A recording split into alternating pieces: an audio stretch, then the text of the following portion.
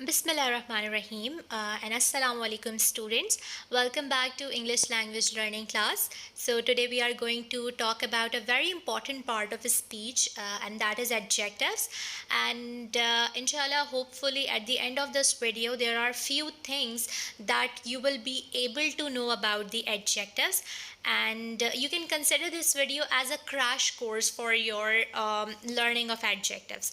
Crash course for adjectives, right? So in this video hopefully you will learn about adjectives and the adjective clauses, and also whenever you encounter adjective clauses, so how they can be reduced, and you will also learn about the methodologies that you as a teacher can use to teach your students about the adjectives, and you will also learn about the common errors that we as a learner make whenever we use adjective in our daily lives. So let's get started. So what are adjectives? Adjectives are, students, basically these are the words that we use whenever we want to describe, whenever we want to tell something about a noun or a pronoun.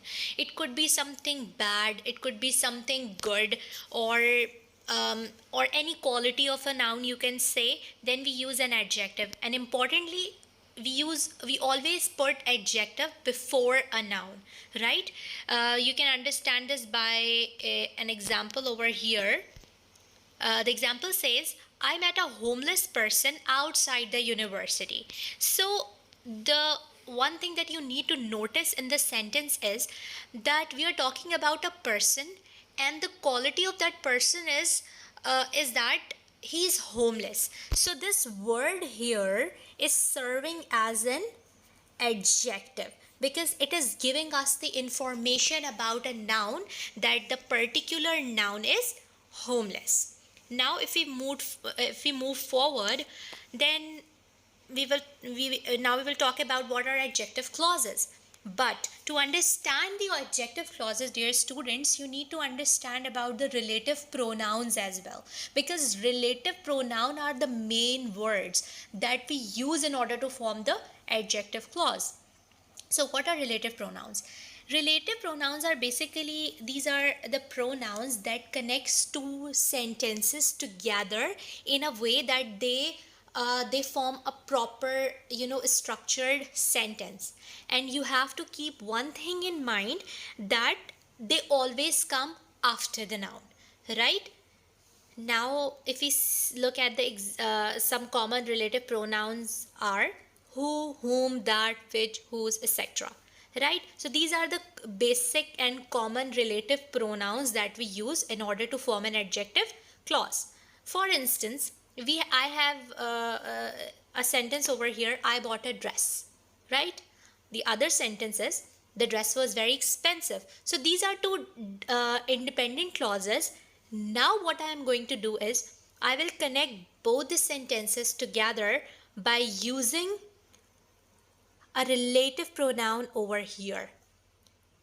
That is used as a relative pronoun, and so now the whole sentence after that has become an adjective. The whole sentence after the adjective clause will after that will be known as the adjective clause.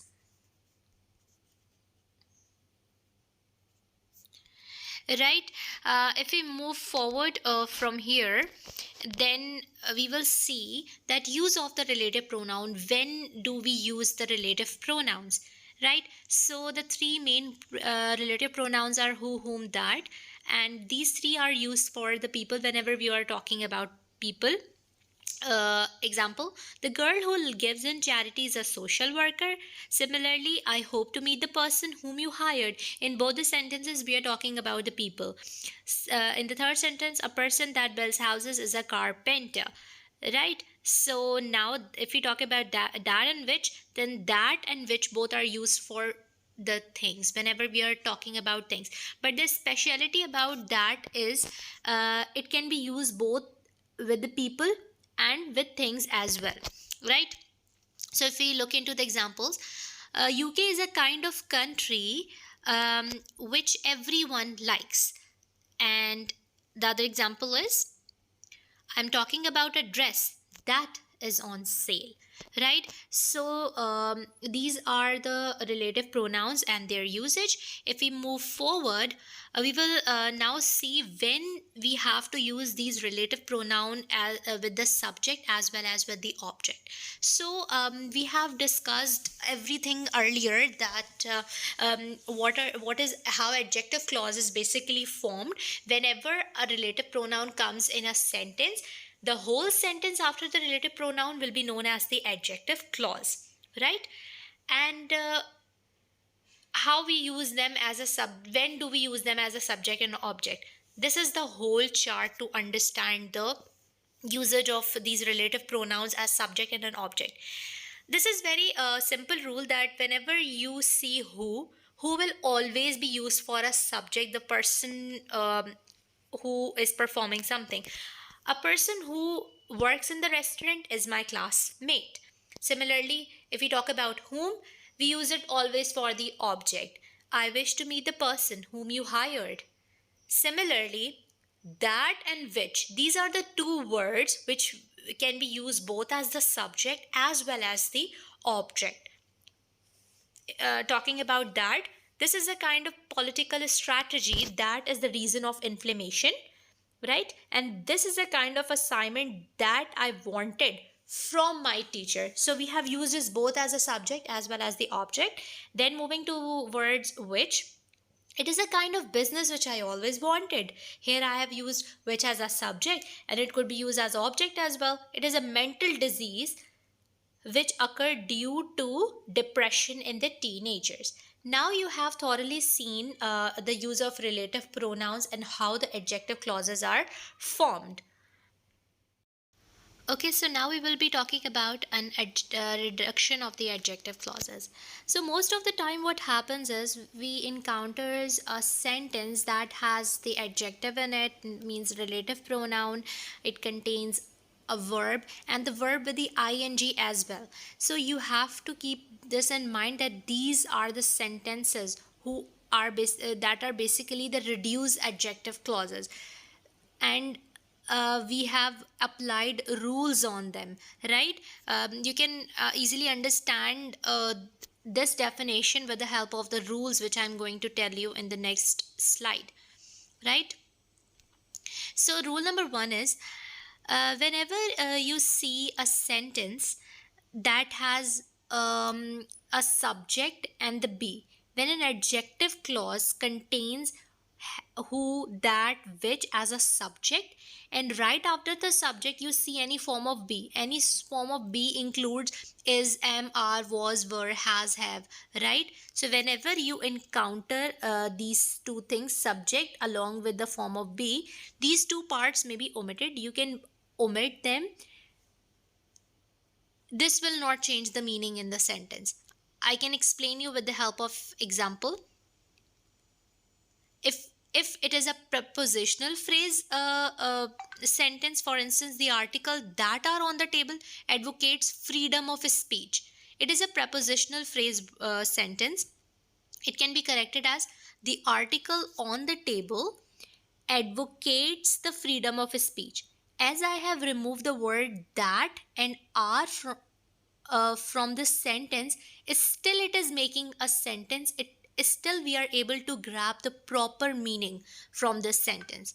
Similarly, if we have a present participle in a sentence, for instance, people who are cutting the forest will face its consequences. Here, the word who is serving as an relative pronoun, and are is present, like who is serving as a subject, and are is present as a form of be, as a form of verb. We will cut both of them, and the sentence will now become, people cutting the forest will face its consequences. Simply, it is not changing any meaning. If we encounters a sentence that has the past participle, for instance, teacher who had been chosen to teach English in madrasa were the foreign graduates, right? And if we cut the subject who from here and had been from here, the sentence will be like, teacher chosen to teach English in madrasa were the foreign graduates. In three of these example, you can see we have omitted the subject along with the form of the be. Is still the whole sentence is giving us the proper meaning, right? So this is how you reduce adjective clauses. In case they does not see, they seems confusing to us, as we have read in the definition as well. um, Rule number 2, reducing subject plus the verb.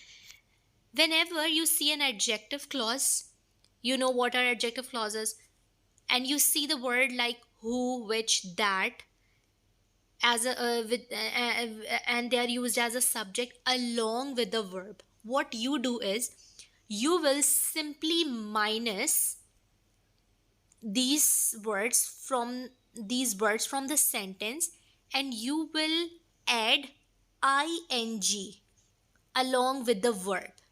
You can understand this by the help of the example. On domestic flight that last at least 3 hours, one should carry a good book to read.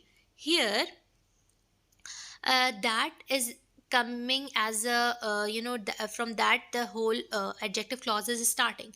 So you will eliminate that from here, and the word lasting is used as a verb. You will just add ing. The sentence will become, on domestic flight lasting at least 3 hours, one should carry a good book to read, period. Right? This is giving us the complete meaning. There is nothing informal, or there is nothing wrong with this sentence, even if we have reduced the subject as well as the ing. So now, students, you need to know something very important, that whenever you are using the adjective, there are some common mistakes that we all make, right? So you should keep that in mind. Okay, so the word I've used, ELL, means English language learners. Right. So the first thing is, do not forget to use the relative pronoun. You should know that you are making an adjective clause. Do not forget to write the adjective clause. Means relative pronouns, I mean, right? For instance, the library has all the antique book in sorry, here the word in will be coming, right? Sorry, I forgot. It is maybe misprinted or something. Okay, the book has all the antique book is behind my house. The correct version would be, the library which has all the antique books is behind my house. So which and that can be used interchangeably. So you can either use which and that. Similarly, for number 2, do not use the wrong word to begin a relative clause. Do not use which for people and who for things in the relative pronoun, in the relative clause. We have discussed this earlier as well, that uh, who is always used when you are addressing a person, and which is used when you are talking about a thing. So do not use them otherwise, right? So if we see the example, the person which is selected for the Nobel Prize is from Pakistan, right? So which we are talking about a person. We cannot use which with it. We will either use who, or we will use that, right? So the third point is, do not include pronoun after the word of a relative clause. We know that there is just one independent clause or dependent clause, and it is talking about a subject, and we have already addressed the subject. There is not, you don't need to write add a special pronoun with it, as it is given in the example. The man that we spoke to him is a famous Urdu poet. There is nothing to write him. You can eliminate it, and it's fine. The man that we spoke to is a famous Urdu poet. Right now, if we move toward the fourth category, do not forget to omit both the subject and the verb be. You can't omit just one of them. We have read in the reduction rules as well, that, and I have mentioned the formula over there as well for your convenience, that whenever you see a whenever you see adjective clause and you wanted to eliminate its subject and the form of be, remove both of them together. You cannot just remove you cannot just remove any one of them, you have to remove both of them. For instance, the book that written in 2018 helped many people fight depression, right? This is also wrong. The book was written in 2018 helped many people fight depression. This is also wrong, because the correct would be the book that was written in 2018 helped many people fight the depression, or you can either use which with it, because you have to omit both the verb and the be form. Or if you will add them, you will add them together. If you have to reduce them, you will reduce them together from the adjective clause. Okay, now students, the slide, which is the last slide we are going to discuss, is very, very important, because I have jotted down some of the most important points that you need to keep in mind while you are teaching someone about the adjectives, because you should be clear in your head as well about what you are teaching to somebody else. Right, so here are some ideas for the teaching. In order to teach adjective to the L2 learners, L2 learners means the second language learners, right? Keep just three basic points in mind. You should know the most common adjective markers. You should be well aware with the relative pronoun, because relative pronouns are basically from where the whole adjective clause starts and everything. Second point is you should know when to omit the marker. This can actually trick your students into thinking that they are encountering a new sentence instead of a part of the same sentence, right? So you should be very well aware about the reduction rules as well when you have to eliminate an adjective clause, the relative pronouns in it, or when you have to add them, because sometimes it tricks your students. And when you are tricking your students, which means you are helping them use their thought processes to make the sentence correct, right? And the third point is you should, as a teacher, know the adjective reduction very well. I've also mentioned earlier that knowing where you have to reduce the adjectives, and you should be very well aware that the subject wouldn't make any difference, right? So here is one example how you can combine two sentences in order to get a proper meaning. Means if you come across two sentences that are independent, but they are giving you the same concept, so you can combine them very easily. For instance, the sentence say the NGO belongs to my father. The NGO is located in Islamabad, right? So what you need to do is, just by adding a relative pronoun, which is that is located in Islamabad, you have combined two sentences, and now they're looking more smooth, right? Whenever you will read it in a passage, it will it will look more smooth. The NGO belongs to my father, that is located in Islamabad. So after doing this, there are few things that you can give it to your students so that they may learn about the adjectives.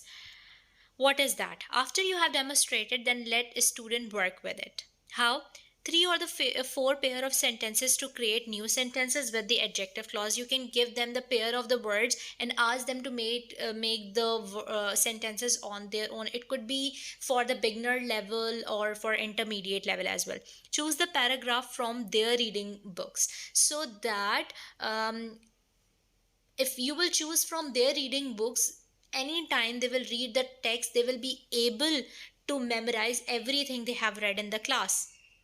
Importantly, at different level, students can be treated in the different ways. So whenever you are teaching someone, there are different level of students with their different understandings. You can come up with the beginner level students, you can encounter intermediate, or you can encounter the advanced level students as well. So there are different strategies to teach different students, right? So Now I will tell you what are the simple steps, very basic steps that you can do in order to teach different levels of the student. Firstly, for the beginning level students, you simply need to give them the sentences or the passages that contain the adjective clause, and they should only contain who and that.